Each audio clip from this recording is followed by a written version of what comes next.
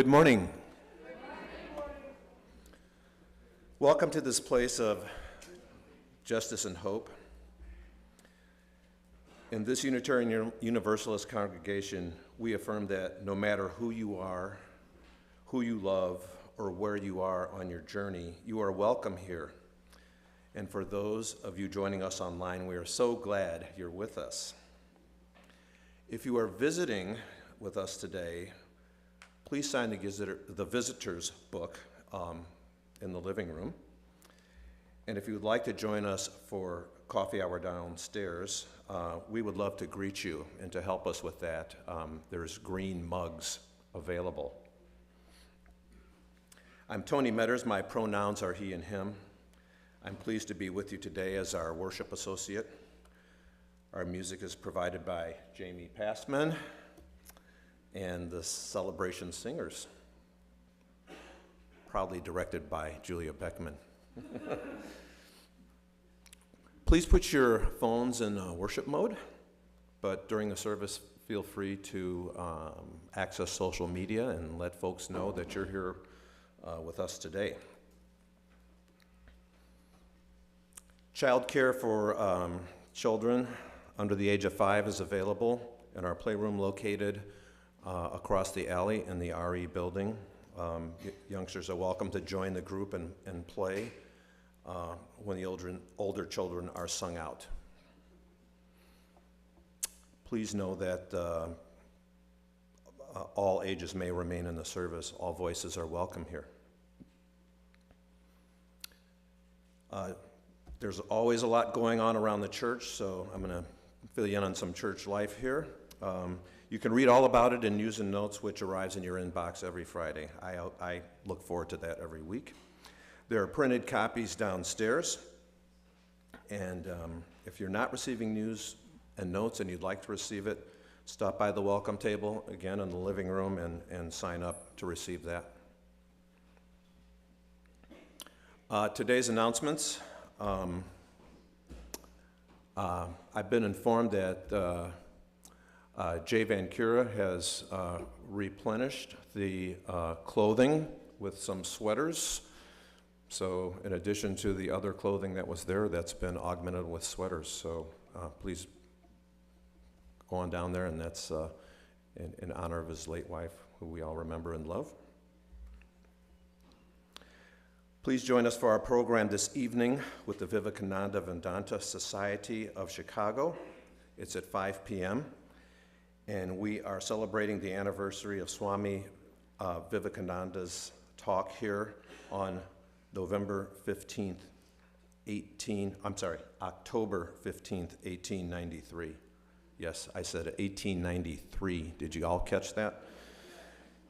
And the anniversary of our building dedication.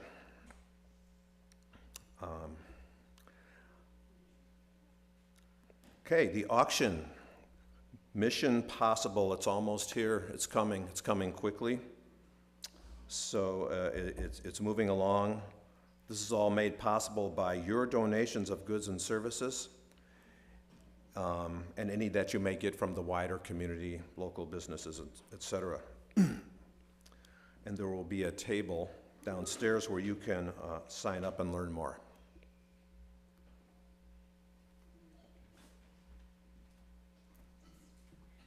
Thank you so much, Tony. I would want to add my welcome to that of Tony's. I am the Reverend Dr. Beth Johnson. My pronouns are she and they, and it is good to be together this morning. I'm going to invite you to take a breath with me.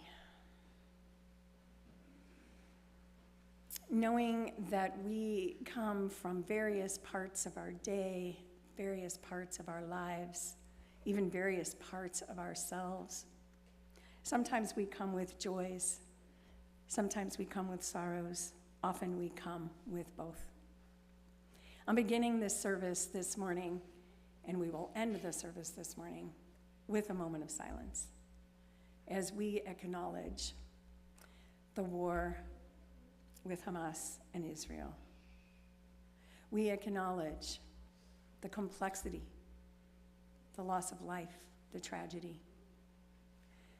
We hold all of that in our hearts because, beloveds, this is what we know. A heart that's broken open can hold the world. A heart that's broken open, as scary and as difficult as that is, gives us the opportunity to pour forth the compassion. Now, even though it is far away, it is also right here, because we know that this war affects people in our congregation, our neighbors, our friends who are Israeli, who are Palestinian.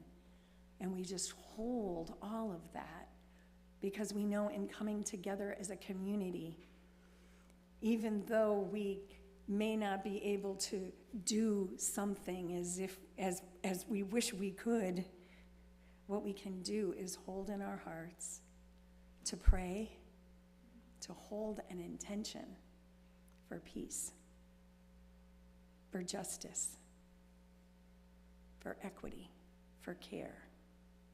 So I invite you to just join me in a moment of silence as you reflect in your hearts or pray.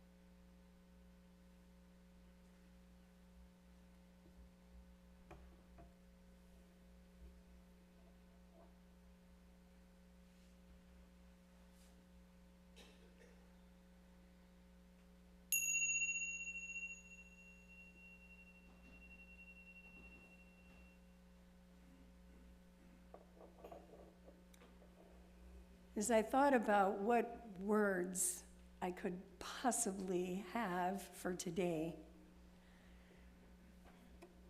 because even preachers are often at a loss for words, what came to my heart was a prayer for the 21st century by John Marsden, written on the cusp of the 21st century.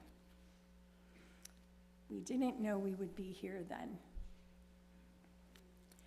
May the road be free for the journey. May it lead where it promised it would. May the stars that gave ancient bearings be seen, still be understood. May every aircraft fly safely. May every traveler be found. May sailors cross in the ocean, not hearing the cries of the drowned. May gardens be wild like jungles. May nature never be tamed. May dangers create of us heroes. May fears always have names. May the mountains stand to remind us of what it means to be young. May we be outlived by our daughters. May we be outlived by our sons. May the bombs rust away in the bunkers and the doomsday clock not be rewound. May the solitary scientists working remember the holes in the ground. May the knife remain in the holder. May the bullet stay in the gun. May those who live in the shadows be seen by those in the sun. May it be so, and may it be so. This morning, as you've heard, we're honoring and celebrating the anniversary of the dedication of this building, our church. I want to just thank Ron Solberg, who is our church archivist and historian, for the remarkable work that he's done in bringing our history to us. And I'll have more to say about Ron later.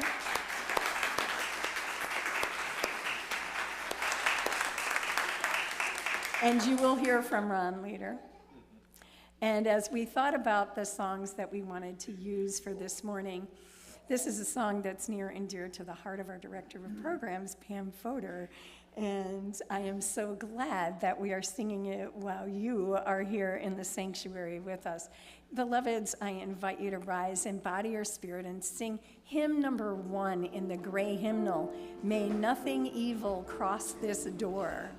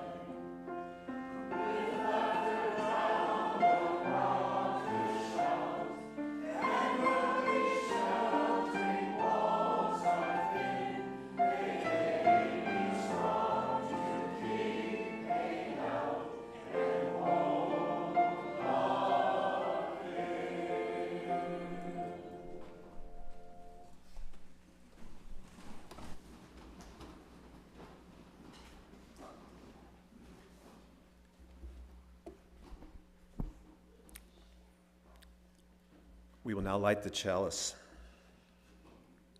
This morning, the chalice lighting words were found by our Director of Programs, Pam Fodor, in the Order of Service Archives from 1932, adapted, author unknown.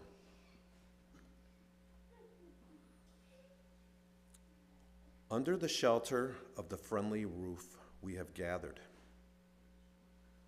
each of us with our own story to tell, and each of us with the divine right to tell it. Each of us with our own temporary defeats, our own regrets, our own memories, our own unrealized ideals.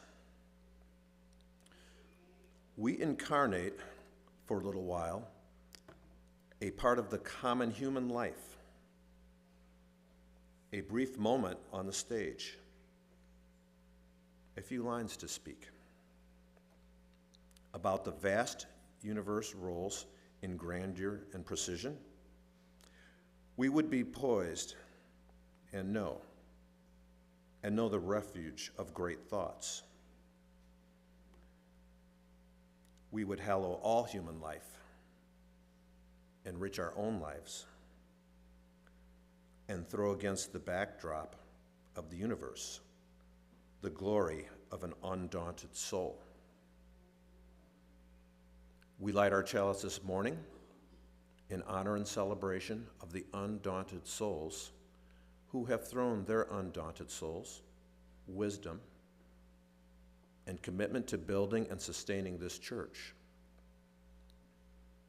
whose lights have lit the way to many who have found here an uplifting and transforming liberal religious home that we might take our lights into the world.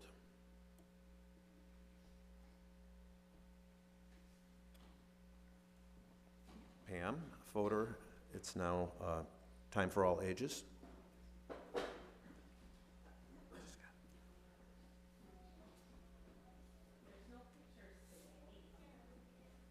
But it's a good story. And sometimes when I don't have pictures to look at, I like to close my eyes and imagine the pictures in my mind. So today's story is called A Lamp in Every Corner. And it's a historical story from a long, long time ago, and it happened in a place called Transylvania. Do you know what Transylvania is known for? Yeah. It's kind of a good time to talk about Transylvania, but I bet you didn't know that it also has lots of Unitarian churches. So not just vampires, Unitarians too. Or Unitarian vampires, I don't know, but. How do we tell which? Yeah. All right, so many, many years ago in Transylvania, in a mountain valley watered by quick rushing streams and shadowed by great forests, there was a village of small wooden houses with dark shingled roofs. The people in the village were Unitarians, and they needed a church. So they decided that they would set the church up on a hillside so that it could look down on the village as a mother looks down upon her sleeping child. So all of the people of the village worked long and hard to build themselves this church. They carried stones and great blocks of stone, and they set the stones into sturdy walls, and they put tiny glass windows and fitted them just perfectly. The foresters sawed tall trees into enormous beams and laid the trusses for the ceiling. I wonder what that looks like. So, the carpenters carved wood for the doors, and They ordered a bell from a faraway city and brought it all the way so that it could ring at the top of the church. And then, when the outside was all built, they went to work on the inside, and the weavers wove fine cloths for the altar tables, and they edged some with lace for curtains. And most importantly, the blacksmiths hammered black iron into tall lampstands. So, finally, when the building of the church was done, the painting of the church could begin. So all of the families took turns painting bright colors, royal reds and shimmering golds and brilliant blues. Young and old, women and men, boys and girls, everybody came to decorate their church. And they picked flowers, and they painted trees, and everyone was happy. And at the end of the day, when it was finished, their church was finally finished. All the people of the village stood back and admired it. And then they sang a song of happiness and praise and love. Now, they were kind of tired after all that happened. So they went home to rest and have dinner, and they decided that they would all come back that evening for their very first church service. So the people all trudged down the hill to their homes, except for one little girl named Zoa and her father, and they stayed behind because they had brought some bread and cheese to share. So they sat outside the church and they enjoyed their bread and cheese. And Zoa said, "Oh, look, Father, look at how grand our little church is." "It is," said her father. "It is. But, Father, we've forgotten something. We're not quite finished yet." "What do you mean?" he said. "Well, there are tall iron lampstands all around the walls, but there are no lamps. The church will be dark when the people come back." "Oh, no, little one," he said. "The light of the church comes from its people. You shall see."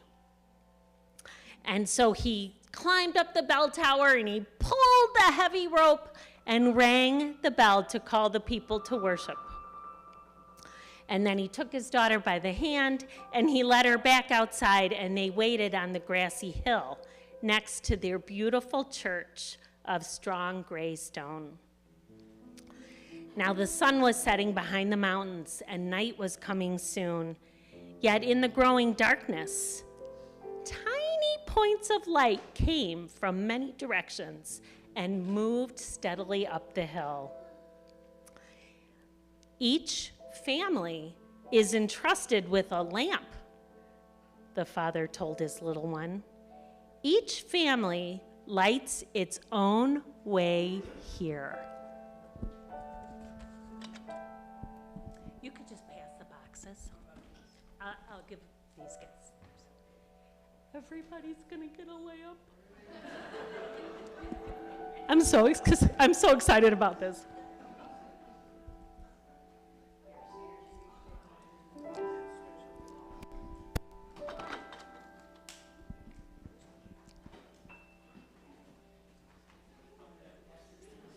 I think so.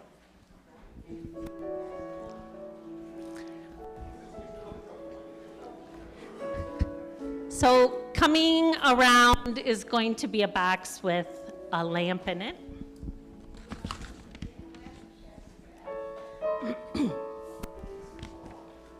"Where's our family's lamp?" Zoa asked. "Your mother is carrying it, and she will be here soon," So the many lights moved closer together, gathering into one moving stream, all headed the same way, growing larger and brighter all the time. Zora's mother arrived, bearing a burning oil lamp in her hands.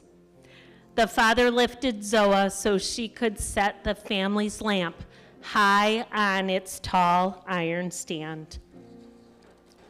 All around the church, other families arrived and placed their lamps on the tall stands. Does yours not work? Do you want to? Oh, okay. Soon the church was ablaze with light in every corner, for all the people of the village had gathered to pray and to sing. All through the worship service, Zoa watched her light flicker and glow. She watched her family's lamp most of all. And when the service was over, her father lifted her high, and she took the shining bronze lamp from the lampstand. Its curved sides were warm and smooth in her hands, and her mother carried the lamp home with the flame lighting the way. The lamp flame lit their house when they returned home. Zoa washed her face and got ready for bed by the light of that flame. Mother? Yes, little one? Father said the light of the church comes from its people. Yes. But also, the people take their light from the church. Over on the table by the fireplace, the shiny bronze lamp was still burning. And we have that light every day. Yes, indeed, said her mother. And even when we are not at church, even when the lamp is not lit, we carry the light of truth in our minds and the flame of love in our hearts. That light from truth and love will never go out. Never? Never. And this bronze lamp will last for many, many years. And when you are grown, we will give the bronze lamp to you. And when your children are grown, you will give the lamp to them.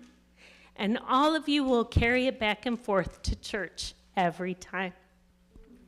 And always the light of truth and the flame of love from that Unitarian church on the hillside continued to grow and show them and us the way. I like this story for a lot of reasons. And I tried not to cry the whole time. It references a lot of things that are in this church and in this family. And I just want to point out a couple things.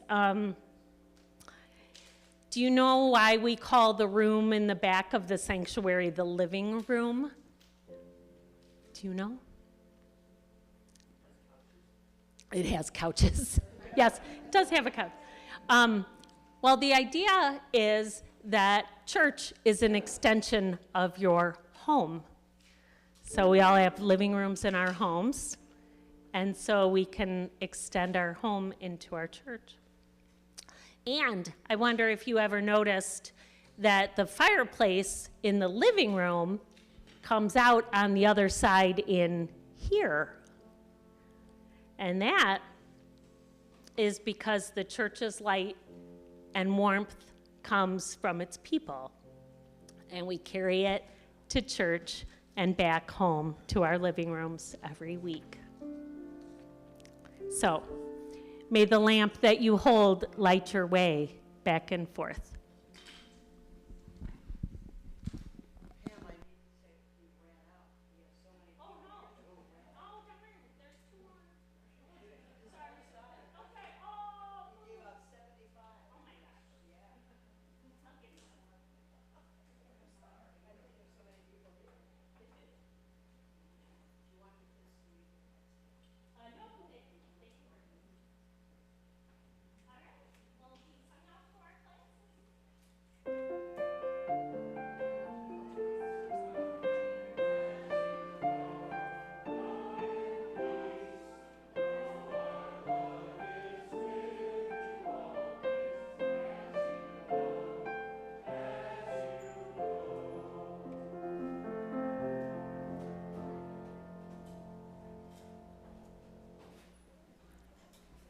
I don't know how to make sense out of running out of light, other than to say that you will get a light. If you haven't had a light, you're going to get one. Believe me, Pam will make sure you get a light. And obviously the light is also what we hold in our hearts as well. As we celebrate the 134th anniversary of the dedication of our church, we consider the importance of this place, this home, and we invite the spirit of generosity in support of this. I invite you to join me in our offertory words. This church is made up of all of us. It is what we learn together, the work we do together, the fun we have together. It is what we share with one another, with people around us, and with the world. We will now gratefully receive your contribution.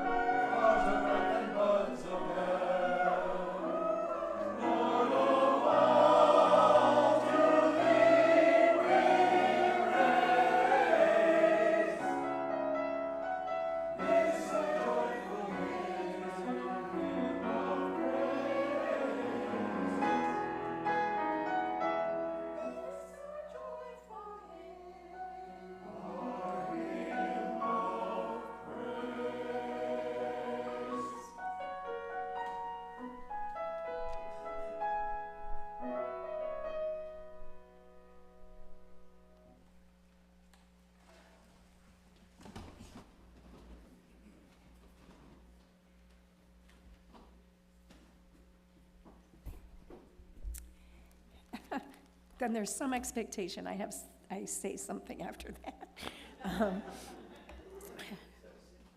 Thank you. Thank you. Folks here know I love the song. It was sung at my ordination. But it also is so aspirational. When I think about the world as it is right now, and I imagine what it would be like if voices could be lifted to sing praise for the earth, praise for life. So thank you for choosing this, and thank you for so beautifully singing it. Our reading this morning is by William Channing Gannett, who was the minister of the church when it was dedicated. Things commonly believed among us.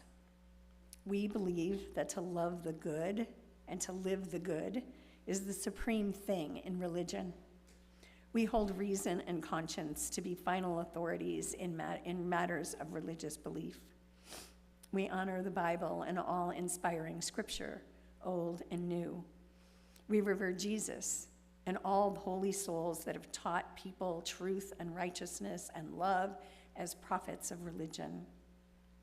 We believe in the growing nobility of humankind. We trust the unfolding universe as beautiful, beneficent, unchanging order. To know this order is truth, to obey it is right and liberty and stronger life. We believe that good and evil invariably carry their own recompense, no good thing being failure and no evil thing success. That heaven and hell are states of being, that no evil thing success, that no evil thing can befall good men in either purchase of life or death, and that all things work together for the victory of the good. We believe that we ought to join hands and work to make the good things better and the worst good, counting nothing good for self that is not good for all, counting nothing good for self that is not good for all. We believe that this self-forgetting, loyal life awakens in humans the sense of union here and now with things eternal, the sense of deathlessness, and this sense is to us earnest of all life to come. We worship one in all. Life whence suns and stars derive their orbits, and the soul of man its ought. That light which lighteth every person that cometh into the world, giving us power to become children of God, that love with which our souls commune. May it be so. It really does sound along the ages, doesn't it? Those words. And the song we're about to sing is called It Sounds Along the Ages. And so I invite you to rise in body or spirit and sing together.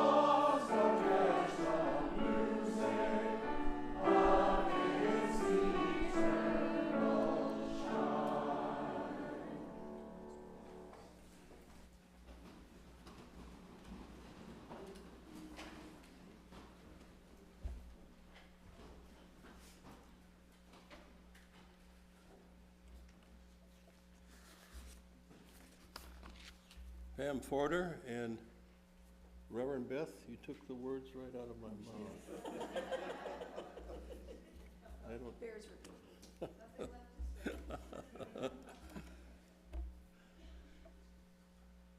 Heart, our head, heart, and home. After reviewing more than 100 years' worth of historical files, records, pictures, notes, letters, and while speaking with you, my fellow members, I found it comes down to 3 words. The Trinity, how ironic, the Trinity of head, heart, and home. They match up so wonderfully with our Unitarian and Universalist origins, and coincidentally, along with that of our very own Unitarian Church of Hinsdale.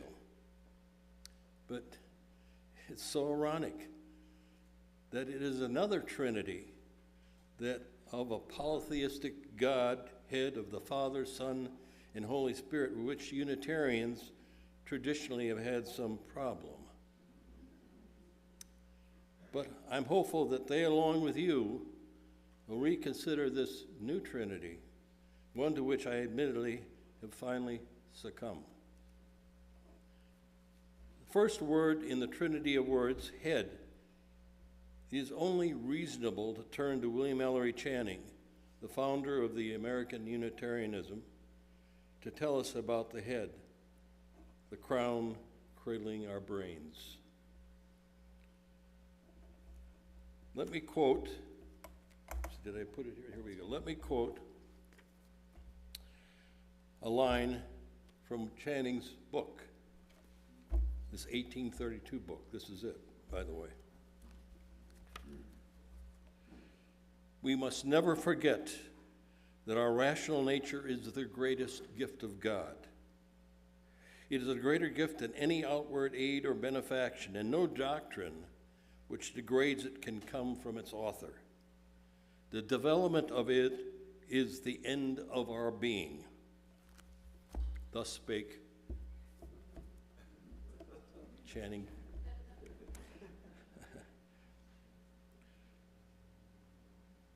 Thus declared this early 19th century New England transcendentalist, who also said, every mind was made for growth, for knowledge, and its nature is sinned against when it's doomed to ignorance. Shortened by some by our 21st century Unitarian Universalists with, the question is the answer. However, it would be our very early in our own church's first minister, William Channing Gannett, who would combine the theology of rationalism of William Ellery Channing with that of the Universalist theology of heart, that second word in our Trinity. As early as the late 1900s, more than a century earlier than when Universalism and Unitarianism united in 1961, it was said, and we became Unitarian Universalism.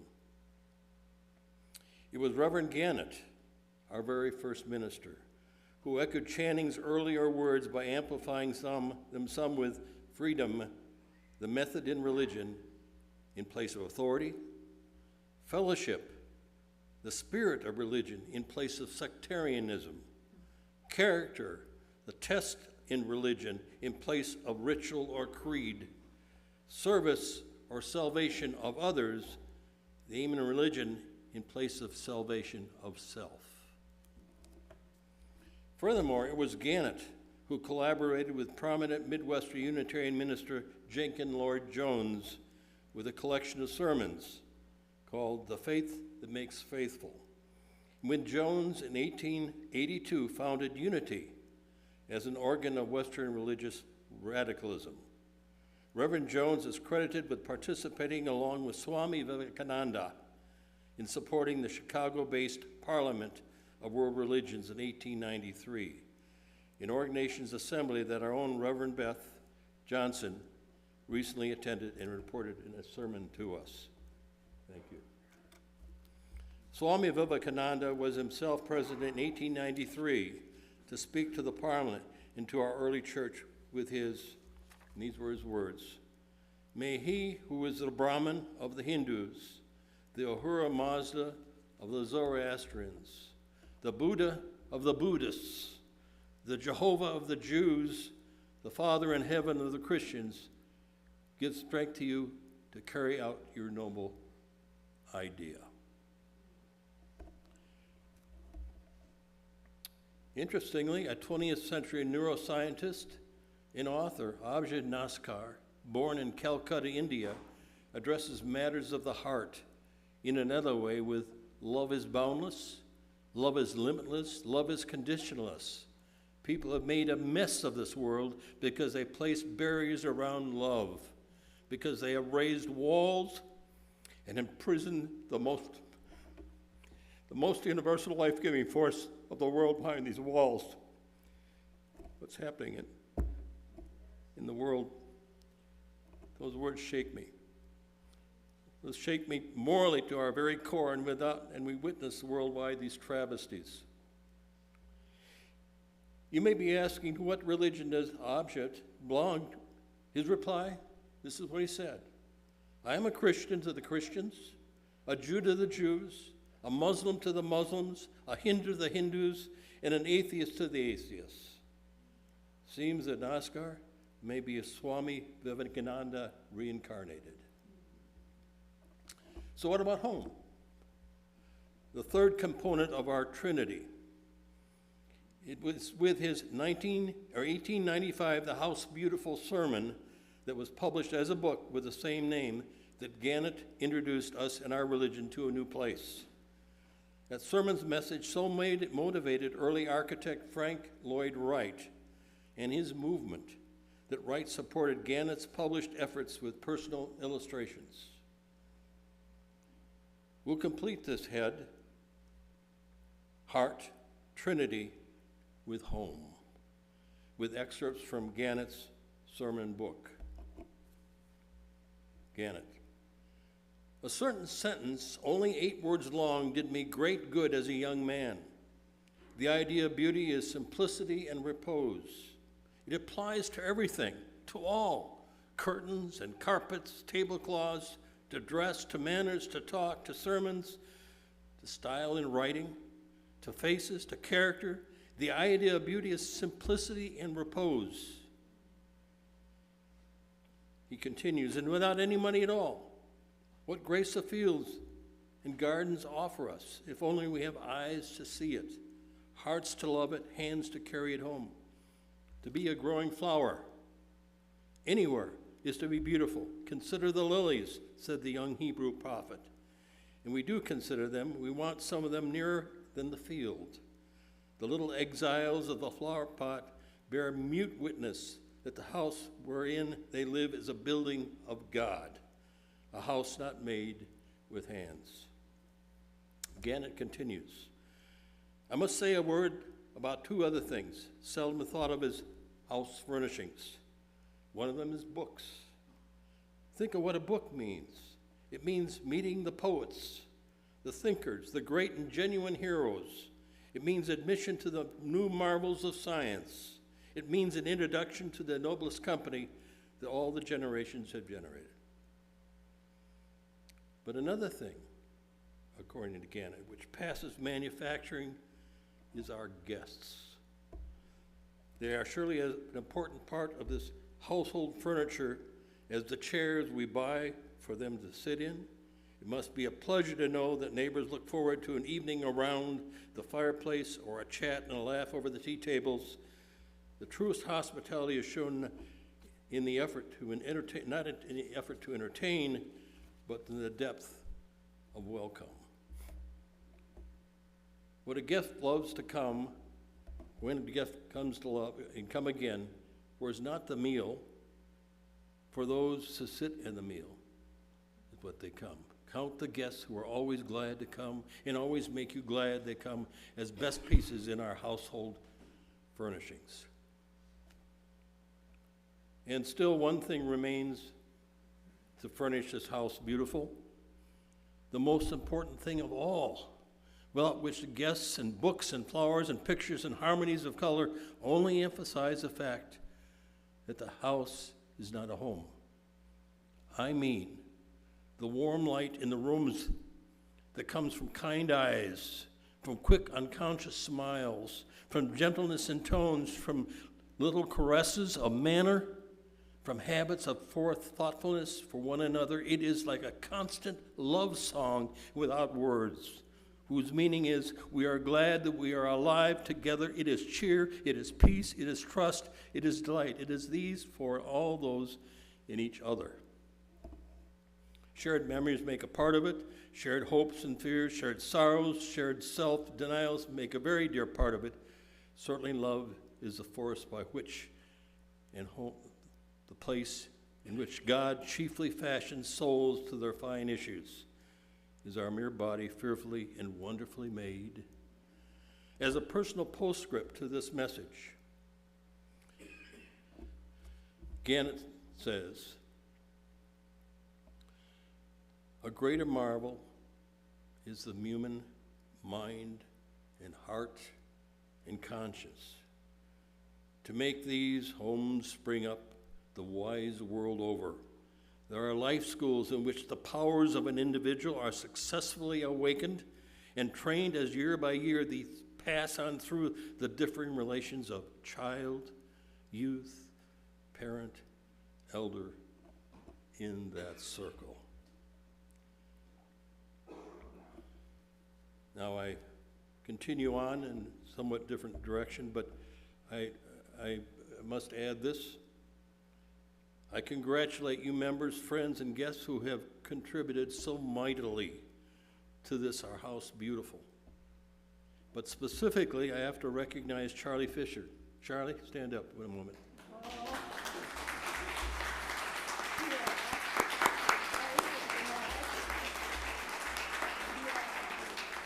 Charlie, who had submitted a finely tuned historical offering on this 134th anniversary of our beloved church building dedication by recounting our house's beautiful and earliest years.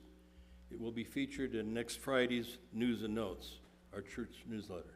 Congratulations, Charlie. Furthermore, a thank you to those of you who have contributed your memories and reflections of fellow members and friends. Most recently, some of you have done so by posting your reflections in the diary that appears down below on the table in the southwest corner of the lower level. You are encouraged to do so as you remember fellow members whose pictures are posted in the 3 panels above. And you remember others who are not pictured as well. Your contributions become a living history of our most wonderful church, beautiful in its trinity of head, heart, and home.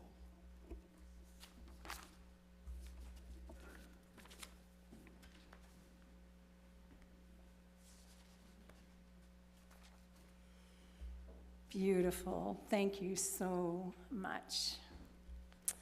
We are going to sing again.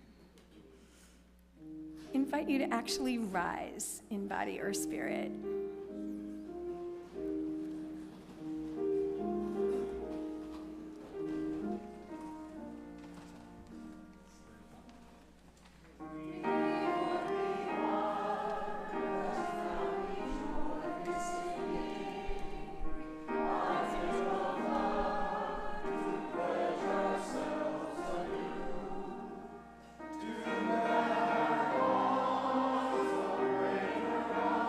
Say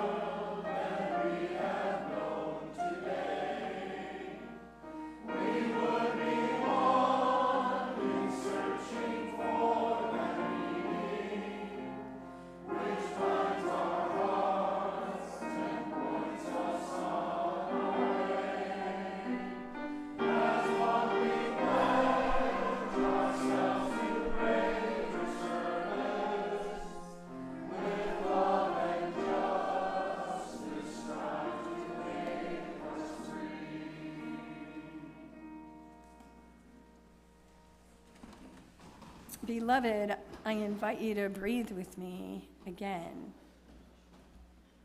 Breathing in the words of this powerful song that never fails to move me. It is at once a prayer, an aspiration, and truly the deepest desire of my heart. And I think yours too. In these times, these difficult, tragic, and terrifying times, we pause to celebrate. Yes, we can celebrate. We can celebrate our history so that we might live fully into the prophetic possibilities of our Unitarian Universalist faith. And what a rich and beautiful history we have here. Ron, thank you for all that you do, not only to bring history to us, but to bring it alive with your passion, your knowledge, your commitment. We're so blessed to have you as our historian and archivist and our great bass voice. You know, Ron, your voice, not only your singing voice, but your words, the words that you utter and the depth of your wisdom is like your singing voice, rich and grounding and calling us to who we could be, not only who we have been. You remind us of what has shaped us, and in doing so, open us to possibilities for whom we might become for the next 134 years. As I delved into our archives and learned from you, Ron, I see that this is a resilient congregation. You have weathered challenges and embraced change. I sat for hours with old orders of services and readings, and I thought, oh, yes, this was a different time. Some Sunday I want to conduct a service using one of the 100-year-old services with the readings and all, and preach on the same topic. You have been Universalist, Unitarian, Universalist. As we have changed, as our movement has changed, we have grown and changed and deepened. We have grappled with our histories and celebrated as Unitarian Universalists. We have grappled with our histories and celebrate and seek to repair harm. And that is what it means for me to live our faith. We, our church, every Unitarian Universalist congregation, and we have visitors from Arizona. Hello, welcome. Aren't we a living tradition? A couple of weeks ago in the service on universalism, I quoted Louis Fisher, who once observed that Unitarians are often asked where they stand, and the only true answer to that question is that we do not stand, we move. We move, beloveds, whether we roll, use walkers, are pulled along, or get to stride, we move. Here in this congregation, we're right in the midst of exploring how we live our values, how we evolve our church, how we adapt to a new world with deep existential threats, and how we determine a way forward. As I think about the future that is calling us, what comes to mind is another hymn which, beloveds, we will not sing.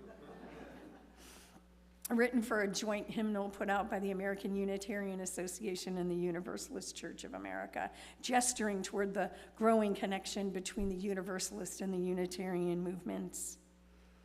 I'm only going to quote a freedom that reveres the past but trusts the dawning future more, and bids the soul in search of truth adventure boldly and explore.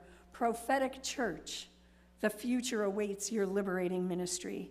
Go forward in the power of love and proclaim the truth that makes us free. These words, all these words that we've heard today from the prophets of our faith ring down to us, and the future, beloved, is now. As a Unitarian Universalist congregation that has persisted for so many decades, we, like our wider denomination, are called by love to love. This beautiful home and our beautiful gardens are a place that we come to nurture our spirits, so that we may in turn then nurture the world. Yes, we love each other most of the time. We love this faith.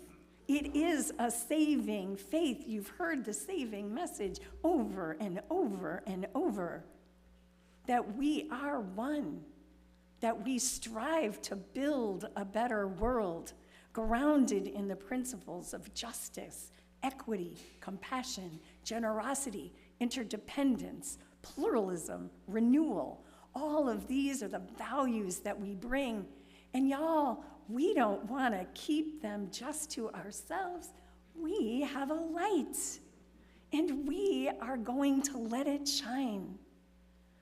Let us continue to honor our history and the lesson it teaches us about resilience, persistence, commitment, love, and beloveds, even joy.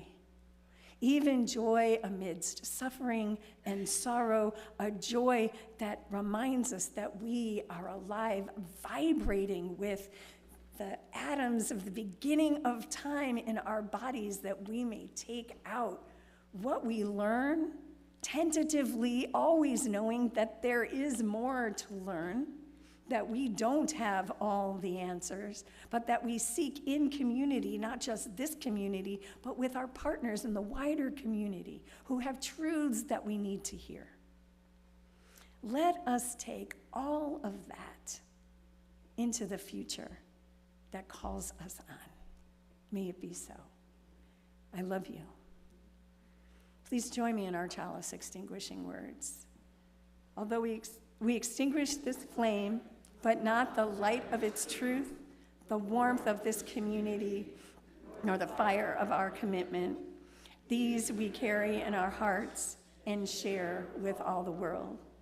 Now we are going to sing again. We're going to sing Fire of Commitment, and we got lights, y'all. So what I'm going to invite you to do, if you rise in body or in spirit, and if you have a light, remember that there are like folks on the other side of the room who don't have a light. So if you feel like you have a light that you can share, I'm going to invite you to share your light, and I'm going to invite you to rise in body or spirit and sing with me.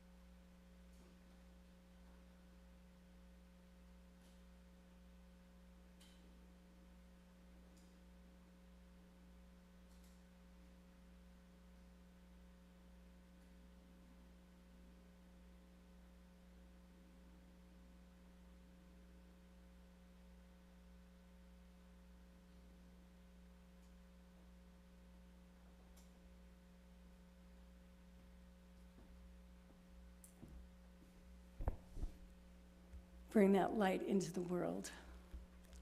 And let's make hope bigger. Go in peace. Be makers of peace. Amen. Shanti, shanti, shanti.